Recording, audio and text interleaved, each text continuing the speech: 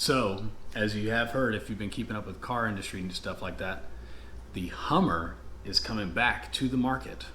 Yeah, we were supposed to see it in May, but coronavirus said no thanks, kick it back to the fall. So another thing electrifying the car market. Learn more on this episode.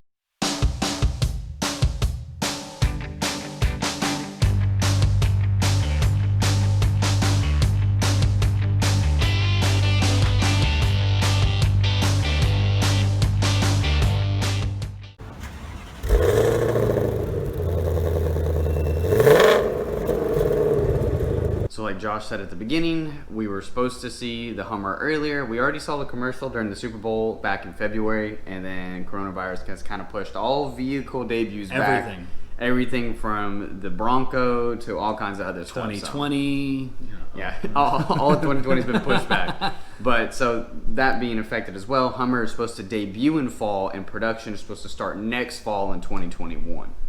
Which we have our own, sort of ideology about that. I think you shouldn't be revealing a vehicle that you don't have already ready within the next few months, but to each his own. I'm not a car manufacturer, but we do have our channel here with you guys, and I don't appreciate when car manufacturers do that. I think they do that, and you see it all the time where you have pre-production models or concept cars where they try to establish a hype for it, and I think it's kind of for them to feel the market out, so it gives them a year to really decide how many to build. Yeah, are people actually going to buy it? If there's five people on Facebook liking that post from GM, they're going to be like, okay, not very many people are going to do it, but if everybody's retweeting it, putting out videos about it, talking about it on Facebook, then they see that there's a market hype. Maybe they get enough down payments and deposits like what the Ford got with the Mach-E, where they sold all of the the reserve.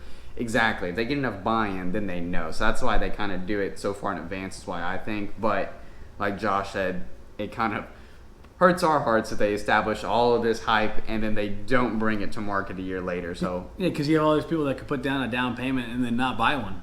Sure, yeah.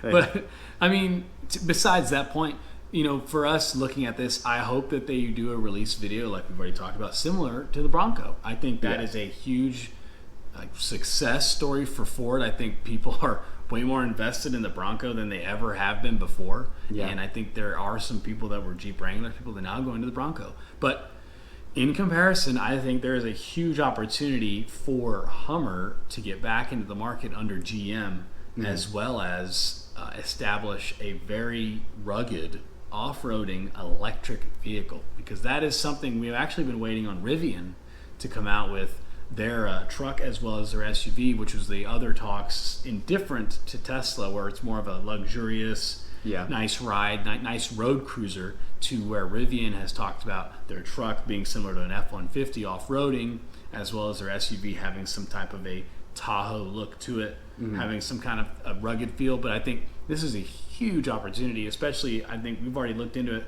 There's a possibility of them being similar to a Gladiator, which if you guys are familiar with the Hummer in the past, there was a H2T and H3T that allowed it to have the truck bed style, the tailgate.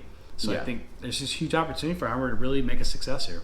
Now, what we've already seen so far is GM has released kind of like a GIF, if you will, of electric line going over the silhouette of a Hummer truck and a Hummer SUV. Just based off of that alone, the truck version to me looks a lot sleeker and a lot better than the older H2Ts and H3Ts that Josh already mentioned, because those, to me, they were almost like Gladiators, where it's basically a Hummer with a really long, awkwardly shaped bed attached to the end. It didn't look like a truck, and it didn't perform like it was half done. Should have been specialized a little better. I think they rushed at the end, the due date, trying to get that in on time. But from what else we also know is there's supposed to be a 1, 2, and 3 electric motor options, is what we're hearing. And the 3 electric motor option is supposed to be 1,000 horsepower, which will launch your electric Hummer to 0 to 60 in 3 seconds flat, which is absolutely insane for what that thing is going to weigh. It's basically a rocket tank is what it is. Which it sounds like that's something that they want to compete with Tesla's Model X P100D. As well as a lot of just the electric car market is expecting this instant torque. But if you're really going into this, I'm assuming if they're going to get closer to 1,000 horsepower, which is estimated off those electric motors, the price range has got to be pretty dang high. And so I'm assuming should be in the same market as like a G65, like that G-Wagon level of performance as well as price range. It's going to make the Gladiator look like a budget buy for that option. And we already think the Gladiator is expensive. It is expensive. So yeah, with the Hummer coming back in the market, I know me and Jacob are pretty excited. I mean, anything we can do to get these bigger and faster cars out there, whether they're making loud noises out the exhaust pipe or they're just moving pretty nicely and screeching some tires, I think that's fine with me. Yeah. But I do think, looking back on what the issues were with the Hummer previously, there's a lot of reliability issues they had in the late 2000s that really caused them to be just cut off. But I do think this is, like we've already talked about, I think if they're done correctly, if they're debuted this fall, similar to the way the Bronco was, and if the price seems reasonable for the market, I do think this is going to make a splash. So yeah, there's a good amount of potential for this electric Hummer to do well. It's just there's a couple more steps that GM has to make in order for those all to fall into place. Right. And I mean, if you guys are willing to wait on the Hummer after already being teased with the Bronco, let us know, because that is definitely something that's interesting. We'd like to know why you would prefer the Hummer. What is this big hype for it? Because we're definitely trying to hone in on exactly what is GM's plans for this. I mean, all we know is performance ideas and somewhat of a design that we can assume. But beyond that, I'm really interested to see what the market does with this. Yeah, so if you're actually interested in this, or if you even think that GM will go through with this, or if it'll just be another dead concept car / truck in the next several months, let us know what you actually think, if that's going to happen or not, in the comments.